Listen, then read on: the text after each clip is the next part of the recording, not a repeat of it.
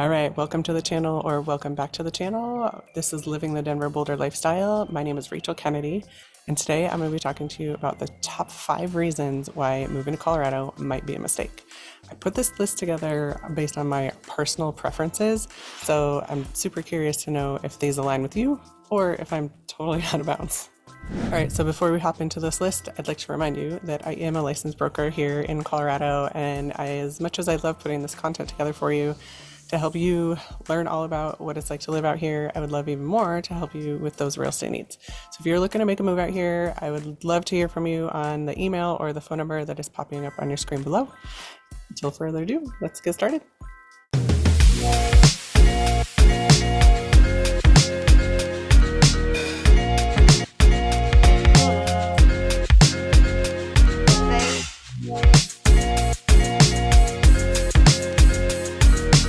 All right, so before we dive into this list, please hit that subscribe and that notification button so that you get notified every time I put out new videos, which is every Thursday afternoon. All right, so as I mentioned, I came up with this list based on my personal preferences. As a Denver native and living all over Colorado, both in the mountains and on the Front Range, these are things that I think people moving to Colorado need to keep in mind, especially if you're coming from the Midwest or one of the coasts. So my number one reason why moving to Colorado might be a mistake is because of the growth that both Denver and Colorado as a whole have experienced over the last 10 to 15 years. So in my early 20s, when I moved back to Colorado from Michigan, Denver was what we used to refer to as a small, big city. You could go out downtown on a Saturday night and see the same people every week, and it's not like that anymore. Denver has turned into a very, very big city. So keep that in mind, that though we are not a New York and we're not in LA, we still are a very big city. We have a huge population, and our city is still kind of going through those growing pains in terms of the infrastructure that is needed for the population growth, and our roadways, our highways, our traffic gets backed up really frequently. Our public transportation isn't necessarily on point as much as you would get in Boston, Chicago, New York. And along with huge growth comes an increase in cost of living.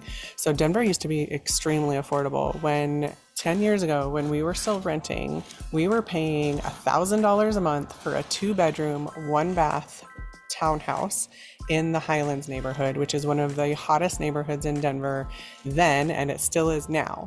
That same unit today would rent easily for $2,200 to $2,500 a month. So while there are cheaper areas of town and different neighborhoods for you to choose from and be able to get a more affordable rent, the cost of living here is on the higher end of the national spectrum.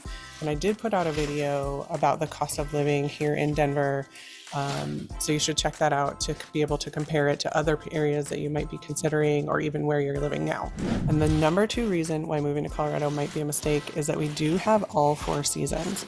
So if you're coming from Florida or somewhere down in the South where maybe you only get 2 seasons and you're not used to having a winter, our winter, though mild compared to the Midwest or South Dakota and North Dakota area, it does tend to be a little bit intense. So definitely plan for having a shovel.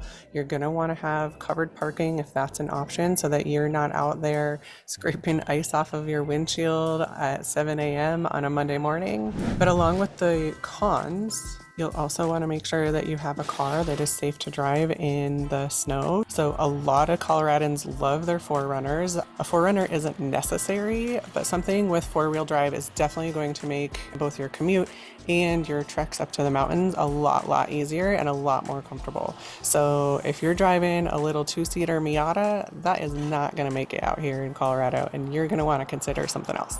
But along with the snow comes spring, fall, and summer. And all 3 are amazing seasons here in Colorado. The fall is one of my absolute favorites. The leaf peaking is prime out here in early to mid-September. That is a huge draw to a lot of tourists out here, and we're so lucky that we can take a weekend drive and drive through the mountains, and see some beautiful, beautiful sights. So there's definitely a lot to love about having 4 seasons, but if you're not coming from an area that currently has 4 seasons, definitely plan for some snow, some rain, and just navigating everything that comes along with that.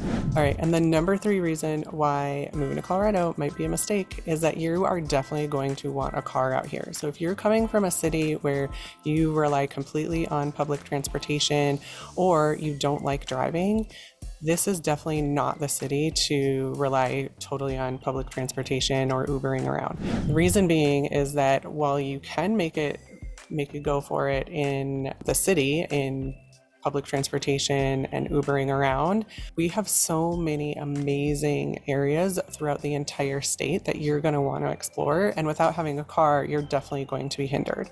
So not only do we have the beautiful Rocky Mountains up I-70 that'll take you into the ski resorts and Breckenridge and Vail and all of those really popular tourist areas. But we also have really cool spots like Rocky Mountain National Park. We have the Great Sand Dunes National Park, which is a beautiful, beautiful anomaly of sand dunes in the middle of Colorado. It's really crazy. You just have like mountains all around it and then sand dunes in the middle. It's crazy. One little known area of Colorado that isn't talked about a ton, but I think definitely deserves some notoriety is the Western Slope. So the Western Slope is when you get over onto the western side of the Rocky Mountains. If you are headed from Denver to Aspen, you drive through the Western Slope. This part of the state is so beautiful, and it tends to be more red rocks and a little bit more high desert climate. Think a combination between Moab, Utah, and the Rocky Mountains. It's kind of married right in there. But this area of the state is beautiful. This is where the Colorado wine country is, and it is just a beautiful, beautiful area of the state. If you don't know about it, definitely make a point to plan a trip out there. And another reason why you're going to want a car if you're moving here to Colorado. All right, and my number 4 reason why moving to Colorado might be a mistake is because we are completely landlocked and have no ocean. Now, we definitely have some water sources. We have the Colorado River, we have the Arkansas River, and there are a handful of lakes in Colorado, but nothing compared to having that ocean right next to you. So if you are a water lover, Colorado is definitely not your spot. Now, if you love water adventures like kayaking, paddleboarding, whitewater rafting, fly fishing, then Colorado is the mecca for all of those things. But if you're a surfer or you just really love being in the water and you're kind of like your personality is drawn to water sports, I don't know that Colorado is going to be something that you're going to love. So definitely keep that in mind. Ask yourself, how many of your hobbies are centered around water, and is Colorado the best spot? All right, and my number 5 reason, the last one why Colorado may be a mistake, is because of our smaller lot sizes here. Now, this point specifically pertains to Denver and Boulder. When you get down to the outskirts and you're looking in the Eastern Plains or in the mountains, this isn't going to be a huge factor, but smaller lot sizes. So in the city of Denver proper, a typical lot size is a 3,125 square foot lot. A double lot is considered a 6,250 square foot lot. Now, to put that into perspective, that's about an eighth to a third of an acre. So it's very, very small. Now, as I mentioned, I lived in Michigan for a little while, and I have a ton of family in the Midwest, and they are used to like 1 acre lots, which can exist out here, but you're definitely going to pay a pretty penny, whether it be in a lot premium or just in a higher price point for that property. So if you love to have a plot of land where you can fit a trampoline, playground, your garden, your pole barn, all that kind of stuff, that doesn't exist very plentifully out here. You can find it for sure, but you're gonna have to go to the outskirts of either city, whether it be Denver or Boulder. So if you're used to mowing your lawn on that riding lawnmower, you might need to sell it if you're moving out here to Colorado. All right, so those are my 5 reasons why moving to Colorado might be a mistake. Not a ton of deal breakers on there, in my opinion. And I do certainly love living out here, but there are some drawbacks. think missing the ocean is probably my biggest. Otherwise, all the other things I can deal with. So if you decide that you can deal with those too, please feel free to hit me up on the email or that phone number that is popping up on your screen below, and I'll see you next time.